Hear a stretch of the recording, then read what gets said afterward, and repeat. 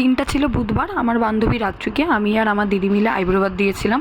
তো এটা হচ্ছে আগের দিনের ফুটেজ। আমি আগের দিনেই কী ড্রেস পরবো সেটা আমি ডিসাইড করে রেখেছিলাম। তো অনেকক্ষণ ভাবতে ভাবতে আমি একটা ফাইনালি ড্রেস পেলাম, যেটা আমার অনেক দিন আগে থাকতে কেনা ছিল, মানে ওই পুজোর সময় দুর্গা পুজোর করে।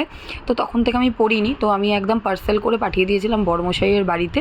তো তারপর আমার মনে পড়লো এই জামাটা আছে একদম নিউ, একবারও ভাঙা হয়নি, তো আমি আজকে এটাই পরবো। তো এই ড্রেসটা আমি কিনেছিলাম ফ্লিপকার্ট থেকে। মোটামুটি যতগুলো ওয়ান পিস আছে সবটাই পরা হয়ে গেছে, শুধু এটাই বাকি ছিল। মানে হচ্ছে আমরা সেদিনকে গিয়েছিলাম হচ্ছে রেস্টুরেন্টে, কারণ ওকে রেস্টুরেন্টেই দেওয়ার কথা ছিল আইব্রো বাদ। তো সন্ধ্যেবেলা যখন আমি বাড়িতে থাকি, বাড়ির এই টুকটাক কাজগুলো আমি করে দিই। সত্যি কথা বলতে রান্না এখনও করে উঠতে পারিনি, কারণ সেরকম সময় হয়ে ওঠে না, আর মায়ের মতো সুন্দর রান্নাও আমি করতে পারবো না। তো মায়ের সাথে থেকে টুকটাক রান্না শিখছি এই আর কি, তবে করিনি কোনোদিন। তো মাকে বলি যে আমি এই টুকটাক কাজগুলো তোমাকে আমি হেল্প করব, তুমি রান্নাটা এখন আমাকে দিও না, তোমার মতো ফাস্ট করতে পারবো না। তো যাই হোক, এখানে আমার বাসন মোছা কমপ্লিট। তো এখানে মায়ের জন্য চা বসাচ্ছিলাম। তো মা সন্ধ্যেবেলা হলে এই গ্রিন টিটাই খায়, আর আমি তার সাথে দুধ চা। তো মায়ের এখানে চাটা আগে বসিয়ে দিয়ে দেন আমি আমার চাটা করবো। তো মা এখানে সন্ধ্যেটা দিয়ে দিচ্ছিল।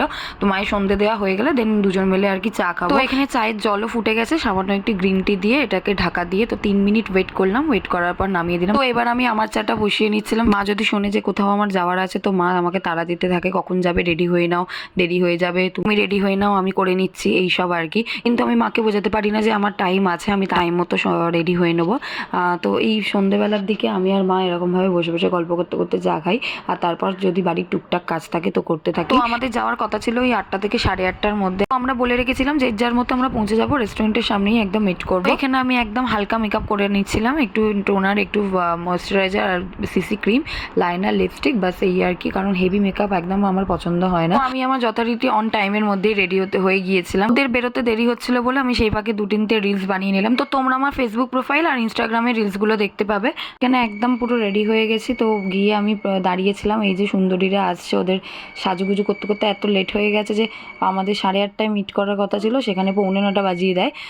তো এই হচ্ছে আমার দিদি, আর এই হচ্ছে রাত্রি, ওর হচ্ছে 4th মার্চ বিয়ে। তো আমাদের হচ্ছে আইব্রো ভাত থেকে নেমন্তন্ন, মানে বিশাল ব্যাপার।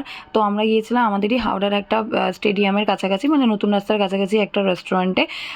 তো আমরা বলেছিলাম যে দেখ তোর যা পছন্দ তুই খাবি, কারণ প্রথমে ও খেতেই চাইছিল না, কারণ ও এত আইব্রো ভাত খেয়েছে যে ওর আর ভালোই লাগছে না। তো পুরো আমার মতো অবস্থা, লাস্টের দিকে আমি অনেককে না বলেছি, মানে আর পেরে উঠছিলাম না। মায়ের কাছে নিয়ে টোটাল আমি 18টা আইব্রো ভাত খেয়েছিলাম। এবি কিছু ওর একদম পছন্দ হচ্ছিল না, যার জন্য প্রথমে একটা আমরা স্যুপ অর্ডার করলাম। তো দেন আমরা একটা স্টার্টারে অর্ডার করেছিলাম ফিশের একটা আইটেম। তো ওখানকার স্টাফেরাই আমাদের এটা সাজেস্ট করেছিল। তো তারপর আমরা একটা চিকেনের আইটেম অর্ডার করলাম, আর তার সাথে ছিল বাটার নান।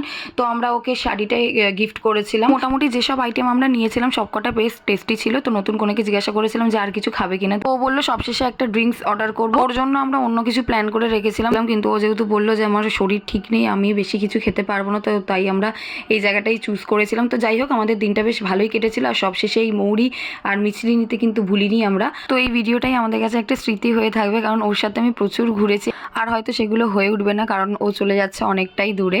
তো যাই হোক, আমিও আজকের মতো ব্লগটা এখানেই শেষ করলাম। তোমাদের সাথে দেখা হচ্ছে আবার নেক্সট ব্লগে।